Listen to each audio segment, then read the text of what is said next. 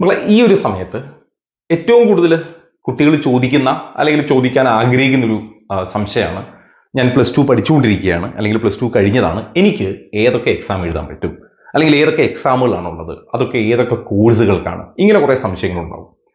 അപ്പോൾ 2025 +2 എഴുതാൻ പോകുന്ന കുട്ടികൾക്കും അല്ലെങ്കിൽ ഓൾറെഡി +2 പാസ്സായ കുട്ടികൾക്കുമൊക്കെ, അത് പ്രത്യേകിച്ച് സയൻസ് ബാക്ക്ഗ്രൗണ്ട് ആണെങ്കിൽ അവർക്ക് മാത്രമല്ല, അവർക്കാണ് മെയിൻ ആയിട്ട് ഞാനിതിൽ മെൻഷൻ ചെയ്തിരിക്കുന്നത്. ഓക്കെ, അങ്ങനെ സയൻസ് ബാക്ക്ഗ്രൗണ്ട് ഒക്കെ ഉള്ള ഒരു കുട്ടിയാണെങ്കിൽ ഏതൊക്കെ എക്സാം എഴുതാം എന്നുള്ളതിന്റെ ഒരു ചുരുക്കം മാത്രമാണ് ഈ വീഡിയോയിൽ പറയുന്നത്. അതുകൊണ്ട് തന്നെ ഞാൻ ടൈറ്റിൽ കൊടുത്തിരിക്കുന്നത് കോഴ്സസ് ആഫ്റ്റർ +2 എന്നാണ്. 2025 പ്രത്യേകിച്ച് +2 എഴുതുന്ന കുട്ടികൾക്കും ഇത് ബാധകമാണ്, ഓൾറെഡി പാസ്സായവർക്കും ബാധകമാണ്.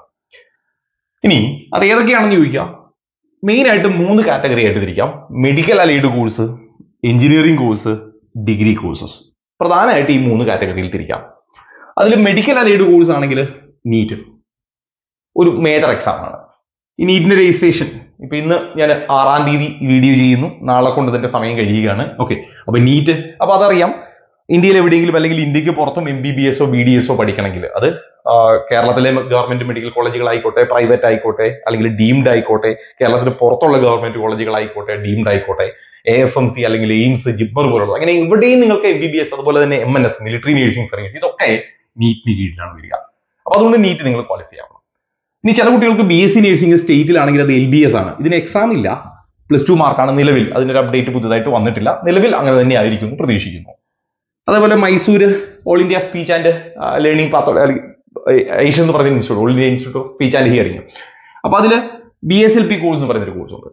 അപ്പൊ അത് ഒരു ഡിമാൻഡുള്ള കോഴ്സാണ്. അതേപോലെ എയിംസ് അല്ലെങ്കിൽ ജിപ്മറിന്റെ ഒക്കെ പാരാമെഡിക്കൽ കോഴ്സസ്, അതായത് ഫിസിയോതെറാപ്പി അല്ലെങ്കിൽ operation theatre technique, critical medicine, അങ്ങനെ കുറെ പാരാമെഡിക്കൽ കോഴ്സസ്. അതേപോലെ CMC വെല്ലൂർ പോലുള്ളിടത്തുള്ള MBBS നീറ്റ് തന്നെയാണ്, പക്ഷെ സെപ്പറേറ്റ് രജിസ്ട്രേഷൻ ഉണ്ട്. അതേപോലെ പ്രൈവറ്റ് നഴ്സിംഗ്, ഇങ്ങനെയുള്ള കുറെ എക്സെട്രാ ഇടാൻ കാരണം ഇങ്ങനെ മെഡിക്കൽ റിലേറ്റഡ് കുറെ കോഴ്സസ് ഉണ്ട്. അപ്പൊ മേജർ ഒരുപാട് കുട്ടികൾ ആഗ്രഹിക്കുന്ന അല്ലെങ്കിൽ താല്പര്യപ്പെടുന്നൊക്കെ ഞാൻ ഇവിടെ മെൻഷൻ ചെയ്തു. ഇനി ഇതിൽ തന്നെ നീറ്റിന്റെ ഡീറ്റെയിൽ വീഡിയോ നമ്മൾ അപ്ലോഡ് ചെയ്തിട്ടുണ്ടായിരുന്നു. ഐഷു വന്നിട്ടില്ല, LBS വന്നിട്ടില്ല, എയിംസ് ജിപ്മർ പാരാമെഡിക്കൽ വന്നിട്ടില്ല.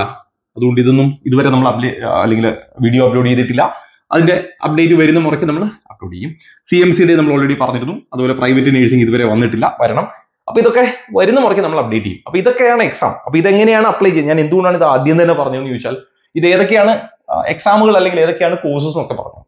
ഇത് എപ്പോഴാണ് അപ്ലൈ ചെയ്യേണ്ടതെന്നൊക്കെ ഇപ്പൊ ഇതിന് താഴെ വരാൻ പോകുന്ന മജോറിറ്റി കമന്റും ഇങ്ങനെയായിരിക്കും. കേരളത്തിൽ BSc നഴ്സിംഗ് പഠിക്കണമെങ്കിൽ ഏതാണ്, അത് ഞാൻ ഓൾറെഡി പറഞ്ഞു. അതായത് മജോറിറ്റി ആൾക്കാരും ആ വീഡിയോ മുഴുവൻ കാണാറില്ല. അപ്പൊ ജസ്റ്റ് ഇതിന്റെ തുടക്കം ഒന്ന് കണ്ടതിന് ശേഷം താഴേക്ക്, ഇപ്പൊ ഇതിങ്ങനെ കണ്ടു കഴിഞ്ഞാൽ നേരെ താഴേക്ക് ചോദിക്കും നെക്സ്റ്റ് എങ്ങനെയാണ് അപ്ലൈ ചെയ്യേണ്ടത്. അപ്പൊ ഞാൻ പറഞ്ഞത്, ഇതിൽ ഈ പറഞ്ഞിരിക്കുന്ന എല്ലാ എക്സാമുകളും എല്ലാ കോഴ്സുകളുടെയും ഡീറ്റെയിൽ നമ്മൾ യൂട്യൂബിലും അല്ലെങ്കിൽ കമ്മ്യൂണിറ്റിയിലുമായിട്ട് പോസ്റ്റ് ചെയ്തിട്ടുണ്ട്. അതായത് അപ്ലിക്കേഷൻ വന്നത് മാത്രം പോസ്റ്റ് ചെയ്തിട്ടുണ്ട്. അപ്പൊ യൂട്യൂബിൽ മജോറിറ്റി എല്ലാത്തിന്റെയും വീഡിയോ ഇട്ടിട്ടുണ്ട്, കമ്മ്യൂണിറ്റിയിൽ വീഡിയോ പ്ലസ് ബാക്കി അപ്ഡേറ്റുകളും വരും. അപ്പൊ അതായത് ഇപ്പൊ നിലവില് നീറ്റിന്റെ രജിസ്ട്രേഷനുമായിട്ട് ബന്ധപ്പെട്ട ശ്രദ്ധിക്കേണ്ട കാര്യങ്ങൾ, അതിലെ ഡോക്യുമെന്റുകളും ഒക്കെ ആയിട്ട് സെപ്പറേറ്റ് വീഡിയോ തന്നെ യൂട്യൂബിൽ ഇട്ടു. ഇപ്പൊ ഉദാഹരണത്തിന് ഈ 7-ാം തീയതി വൈകിട്ട് അവർ ഡിക്ലെയർ ചെയ്യുകയാണ് ഒരു ദിവസത്തോടെ നീട്ടി എന്ന് വിചാരിക്കുക. അപ്പൊ അതിന് നമുക്ക് വീഡിയോ ചെയ്യാൻ പറ്റില്ല, കാരണം ഒരു ദിവസത്തേക്കേ ഉള്ളൂ. ഞാനത് വീഡിയോ ചെയ്ത് നിങ്ങളിലേക്ക് എത്തുമ്പോൾ ചിലപ്പോൾ ആ സമയം കഴിഞ്ഞിട്ടുണ്ടാവും. അതുകൊണ്ട് സാധാരണ എന്താ ചെയ്യുക, കമ്മ്യൂണിറ്റിയിൽ അതിന്റെ ഡീറ്റെയിൽ ഓഡിയോ ഇടുകയാണ് ചെയ്യുക. ഓക്കെ, അപ്പൊ അതുകൊണ്ട് യൂട്യൂബിൽ എല്ലാ കാര്യങ്ങളും ഉണ്ടല്ലോ, എക്സ്പ്ലനേഷൻ വേണ്ട ഒരു പ്രോസസ്സിനെ കുറിച്ച് മാത്രമാണ് യൂട്യൂബിൽ ഇടുക. അതിൽ ഒരു പുതിയ അപ്ഡേറ്റ് വന്നാൽ അല്ലെങ്കിൽ ഒരു ദിവസത്തേക്കൊക്കെ ആയിട്ട് ചെറിയ ഷോർട്ട് ഡ്യൂറേഷനിലാണ് ഒരു അപ്ഡേറ്റ് വരുന്നതെങ്കിൽ അത് കമ്മ്യൂണിറ്റിയിൽ പോസ്റ്റ് ചെയ്യൂ. ഈ കമ്മ്യൂണിറ്റി, ഇതിന്റെ ലിങ്ക് ഞാൻ ഈ എല്ലാ വീഡിയോയുടെയും കമന്റ് ബോക്സിൽ പിൻ ചെയ്ത് വെച്ചിട്ടുണ്ടാവും, ഈ കമ്മ്യൂണിറ്റിയുടെ ലിങ്ക്. അതിൽ വേണമെങ്കിൽ നിങ്ങൾക്ക് ജോയിൻ ചെയ്യാം. അതൊരു ഫ്രീ കമ്മ്യൂണിറ്റിയാണ്, ഇതിൽ നിങ്ങൾ ഫീ ഒന്നും പേ ചെയ്യേണ്ടതില്ല, ഫ്രീ ആണ്. ഇനി കമ്മ്യൂണിറ്റിയിലുള്ളവരും ശ്രദ്ധിക്കുക, അതുപോലെ കമ്മ്യൂണിറ്റിയിലേക്ക് ജോയിൻ ചെയ്യാൻ ആഗ്രഹിക്കുന്നവരും ശ്രദ്ധിക്കുക. നിങ്ങൾ കമ്മ്യൂണിറ്റിയിൽ ജോയിൻ ചെയ്താൽ ഈ അപ്ഡേറ്റുകൾ ഇങ്ങനെ വരും. അപ്പൊ അതിൽ നിന്ന് നിങ്ങൾക്ക് അതിന്റെ നമ്പറിലേക്ക് വാട്സപ്പ് മെസ്സേജ് അയച്ചാൽ അതിന്റെ എക്സ്പ്ലനേഷൻ, അത് കൂടുതലായിട്ട് ഈ കമ്മ്യൂണിറ്റിയിൽ ഒരുപാട് ഡൗട്ടുകൾ ഇങ്ങനെ വരും. ഈ കേസ് തന്നെയാണ് അവിടെയും ഉണ്ടാവുക. അതായത് നമ്മൾ പറഞ്ഞൊരു കാര്യത്തെ കുറിച്ചായിരിക്കും വീണ്ടും ചോദ്യങ്ങൾ ഉണ്ടാവുക. അപ്പൊ ഞാൻ അതിന്റെ കോമൺ ആയിട്ടുള്ള എക്സ്പ്ലനേഷൻ ഇങ്ങനെ, ആരെങ്കിലും ഒരു ഡൗട്ട് ചോദിച്ചാൽ പോലും ഞാൻ കോമൺ ആയിട്ടാണ് കമ്മ്യൂണിറ്റിയിൽ പോസ്റ്റ് ചെയ്യുക. ഇനി അതല്ല, നിങ്ങൾക്ക് ഇൻഡിവിജ്വൽ, കാരണം ഈ പേഴ്സണൽ റിപ്ലൈ നിങ്ങൾ ഒരാൾ വിളിച്ച് ഫോൺ അറ്റൻഡ് ചെയ്യുക പ്രാക്ടിക്കലി പോസിബിൾ അല്ല, കാരണം ഒരുപാട് കോളുകൾ അല്ലെങ്കിൽ ഒരുപാട് മെസ്സേജുകൾ ഒന്നും നമ്മൾ ഒരേ സമയം ഹാൻഡിൽ ചെയ്യാൻ പറ്റില്ല. അതുകൊണ്ട് ഈ കമ്മ്യൂണിറ്റിയിലെ അപ്ഡേറ്റ് ഫ്രീ ആണ്. ഇനി നിങ്ങൾക്ക് പേഴ്സണൽ റിപ്ലൈ ഒക്കെ വേണമെങ്കിൽ മാത്രം പെയ്ഡ് ഗ്രൂപ്പിലേക്ക് ചേർന്നാൽ മതി. അത് നിങ്ങൾക്ക് താല്പര്യം ഉണ്ടെങ്കിൽ മാത്രം ആ ഗ്രൂപ്പിൽ വന്നതിന് ശേഷം നിങ്ങൾക്ക് ആവശ്യമുണ്ടെങ്കിൽ നിങ്ങൾ എനിക്ക് പേഴ്സണൽ മെസ്സേജ് അയച്ചാൽ അതിന്റെ റിപ്ലൈ തരാം. ഓക്കെ, അപ്പൊ ഞാൻ പറഞ്ഞത് ഈ പറഞ്ഞ എക്സാമുകളുമായിട്ട് ബന്ധപ്പെട്ട എല്ലാ അപ്ഡേറ്റുകളും പീരിയോഡിക്കലി ഈ കമ്മ്യൂണിറ്റിയിൽ പൊയ്ക്കൊണ്ടിരിക്കും. Okay, ready. ഇനി രണ്ടാമത്തെ പാറ്റേൺ ആണ് എഞ്ചിനീയറിംഗ് എക്സാം. എഞ്ചിനീയറിംഗ് എക്സാമിൽ ജെഇ ഓൾമോസ്റ്റ് അതിന്റെ രജിസ്ട്രേഷൻ ഒക്കെ കഴിഞ്ഞു. എക്സാം വരാനുണ്ട്. കീമിന്റെ രജിസ്ട്രേഷൻ നടന്നുകൊണ്ടിരിക്കുകയാണ്. കുസാറ്റിന്റെ രജിസ്ട്രേഷൻ നടന്നുകൊണ്ടിരിക്കുകയാണ്. ഇതുപോലെ ഇന്ത്യൻ മാരിടൈം യൂണിവേഴ്സിറ്റി വരാനുണ്ട്. VIT അല്ലെങ്കിൽ ബിറ്റ്സാറ്റ് പോലുള്ളതിന്റെ നടന്നുകൊണ്ടിരിക്കുകയാണ്. നാറ്റയുടേത് ഇതേപോലെ തന്നെ നടന്നിരുന്നു. അപ്പൊ ഇതൊക്കെ ഇതിന്റെയൊക്കെ ഡീറ്റെയിൽ വീഡിയോ ഉണ്ട്. ഇതിൽ IMU വന്നിട്ടില്ല, ഇതിന്റെ ഡീറ്റെയിൽ വീഡിയോ ഇല്ല. പക്ഷെ കമ്മ്യൂണിറ്റിയിൽ ഞാൻ അതിന്റെ ഓഡിയോയും മറ്റും പോസ്റ്റ് ചെയ്തിരുന്നു. കൊസാറ്റിന്റെയും കീമിന്റെയും ജെഇയുടെയും നാറ്റയുടെയും ഒക്കെ ഡീറ്റെയിൽ വീഡിയോ ഗ്രൂപ്പിലുണ്ട്. അപ്പൊ ഇത് നിങ്ങൾക്ക് വേണമെങ്കിൽ ജോയിൻ ചെയ്യാം. അത് ഇതൊക്കെ ബിടെക് കോഴ്സുകളാണ്.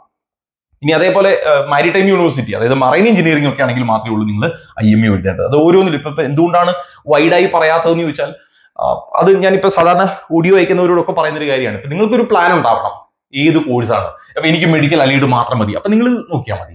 എനിക്ക് എഞ്ചിനീയറിംഗ് മാത്രം മതി, രണ്ടാമത്തേത് നോക്കിയാൽ മതി.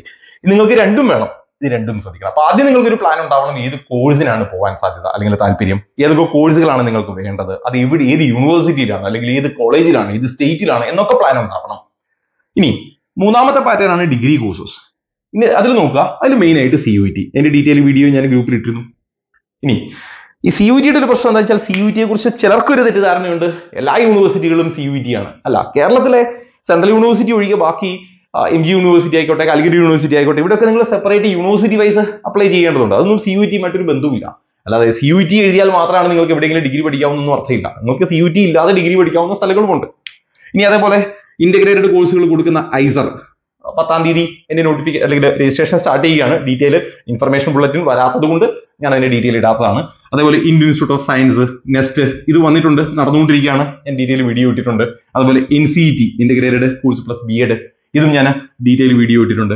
അപ്പൊ ഇതൊക്കെ ഒരു ഡിഗ്രി കോഴ്സസ് ആണ്. അപ്പൊ ഞാൻ നേരത്തെ പറഞ്ഞു, ഇതല്ലാതെ ഇതിന്റെ എല്ലാം ലാസ്റ്റ് എക്സെട്ര എന്ന് ഇടാൻ കാരണം എന്താണെന്ന് വെച്ചാൽ ഓരോന്നിലും ബാക്കി കാറ്റഗറികളും ഉണ്ടാവും. അപ്പൊ ഇതിൽ നമ്മൾ പറയാത്തതുണ്ട്, എഞ്ചിനീയറിംഗിലും പറയാത്തതുണ്ട്, ഡിഗ്രിയിലും പറയാത്തതുണ്ട്. പക്ഷെ ഏതാണ് മേജർ ഒരുപാട് കുട്ടികൾ ചൂസ് ചെയ്യുന്ന ഒരു ലിസ്റ്റ് മാത്രമാണ് ഞാനിപ്പോ പറഞ്ഞത്. ഇതിൽ വളരെ കുറച്ച് ആൾക്കാർ മാത്രം ചെയ്യുന്നത്. ഇപ്പൊ ഇതിനകത്ത് ഡിസൈൻസ് ഞാൻ പറഞ്ഞിട്ടില്ല, ഈ എഞ്ചിനീയറിംഗ് കോഴ്സുകളുടെ കീഴിൽ ഡിസൈൻസ് പറഞ്ഞിട്ടില്ല. അപ്പൊ എന്നാൽ അതിന്റെ ഡീറ്റെയിൽ വീഡിയോ ഞാൻ ഇട്ടിട്ടുണ്ട്. അപ്പൊ ഞാൻ പറഞ്ഞത് എന്താണെന്ന് ചോദിച്ചു കഴിഞ്ഞാൽ, നിങ്ങൾ +2 സയൻസ് ബാക്ക്ഗ്രൗണ്ട് ഉള്ള കുട്ടികളാണെങ്കിൽ നിങ്ങൾക്ക് ഇതുപോലെ ഒരുപാട് വൈഡ് ഓപ്ഷൻസ് ഉണ്ട്. അപ്പൊ ഇതില് എന്റെ ഒരു അഭിപ്രായത്തിൽ നിങ്ങൾക്ക് താല്പര്യം ഉണ്ടെങ്കിൽ മാക്സിമം കോഴ്സുകൾക്ക് അപ്ലൈ ചെയ്തിടുക. നിങ്ങൾക്ക് താല്പര്യം ഉണ്ടെങ്കിൽ മാത്രം. അങ്ങനെ അതിനുശേഷം മാക്സിമം എക്സാം എഴുതുക. അപ്പൊ നമുക്ക് ഒരു ഓപ്ഷൻ ഉണ്ടാവും. കാരണം നമ്മൾ കുറെ ലിസ്റ്റുകളിൽ വരും, കുറെ റാങ്ക് ലിസ്റ്റുകളിൽ നമ്മളുണ്ടാവും. അപ്പൊ നമുക്ക് ചൂസ് ചെയ്യാം, എന്റെ പ്ലാൻ A അനുസരിച്ചുള്ള കോഴ്സ് കിട്ടുന്നുണ്ടോ, അതല്ലെങ്കിൽ എന്റെ പ്ലാൻ B അനുസരിച്ചുള്ള കോഴ്സ് കിട്ടുന്നുണ്ടോ, ഇനി അതല്ല ഒരു വർഷം റിപ്പീറ്റ് ചെയ്യണം. ഇതൊക്കെ നമുക്ക് പ്ലാൻ ചെയ്യാനുള്ള സമയം കിട്ടും. ഇനി ഇത് കുറച്ചുകൂടി കുട്ടികളെ കഴിഞ്ഞാൽ നല്ലത് പേരൻസ് ശ്രദ്ധിക്കുകയായിരിക്കും. കാരണം ചില കുട്ടികൾ നമ്മളോട് കമ്മ്യൂണിക്കേറ്റ് ചെയ്യുമ്പോൾ അവർക്ക് ചിലപ്പോൾ ഇതിനെക്കുറിച്ച് ധാരണ ഉണ്ടാവില്ല, അവരായിരിക്കില്ല ചിലപ്പോൾ അപേക്ഷിക്കാൻ പോവുക. അപ്പൊ അതുകൊണ്ട് കുറച്ചുകൂടി എനിക്ക് തോന്നുന്നു പേരൻസ് ആയിരിക്കും ഇതിൽ ശ്രദ്ധിക്കേണ്ടത്. ഇനി ഞാൻ നേരത്തെ പറഞ്ഞതുപോലെ ഇതിൽ നിങ്ങൾക്ക് എന്തെങ്കിലും സംശയങ്ങളൊക്കെ ഉണ്ടെങ്കിൽ, അല്ലെങ്കിൽ ഈ കോഴ്സുമായിട്ട് ബന്ധപ്പെട്ട കാര്യങ്ങളുടെ ഡീറ്റെയിൽ ഞാൻ ഇടുമ്പോൾ അതിൽ എന്തെങ്കിലും ഡൗട്ട് ഉണ്ടെങ്കിൽ, ഇനി നിങ്ങൾക്ക് ഏതെങ്കിലും കോഴ്സിനെ കുറിച്ച് അറിയണമെങ്കിൽ അതൊക്കെ നിങ്ങൾ ജസ്റ്റ് എനിക്ക് ആ കമ്മ്യൂണിറ്റിയിൽ വന്നതിന് ശേഷം വാട്സപ്പ് ചെയ്യുകയാണെങ്കിൽ അതിന്റെ ഡീറ്റെയിൽ ഞാൻ കോമൺ ആയിട്ട് കമ്മ്യൂണിറ്റിയിൽ ഇടാം. ഞാൻ ഇപ്പൊ ഈ വീഡിയോ ചെയ്തതിന്റെ പർപ്പസ് എന്ന് വെച്ചാൽ, ഒരുപാട് കുട്ടികൾ ഏതൊക്കെ എക്സാം എഴുതാമെന്ന് ചോദിച്ചാൽ ഒറ്റ വാക്കിൽ നമുക്ക് പറയാൻ പറ്റില്ല. അതിനാണ് ഞാൻ ആ ബോർഡിൽ ആ എക്സാമുകളുടെ ലിസ്റ്റ് അങ്ങനെ പ്രസന്റ് ചെയ്തിട്ട് എക്സ്പ്ലെയിൻ ചെയ്യാൻ കാരണം ഇതാണ്. ഇതൊക്കെയാണ് മേജർ കോഴ്സസ്. അപ്പൊ ഇതിൽ നിന്ന് നിങ്ങൾക്ക് ധാരണ കിട്ടും എനിക്ക് എന്തൊക്കെ അപ്ലൈ ചെയ്യാമെന്ന്. അതിനുശേഷം നമുക്ക് അതിന്റെ ബാക്കിയിലേക്ക് കടക്കാം.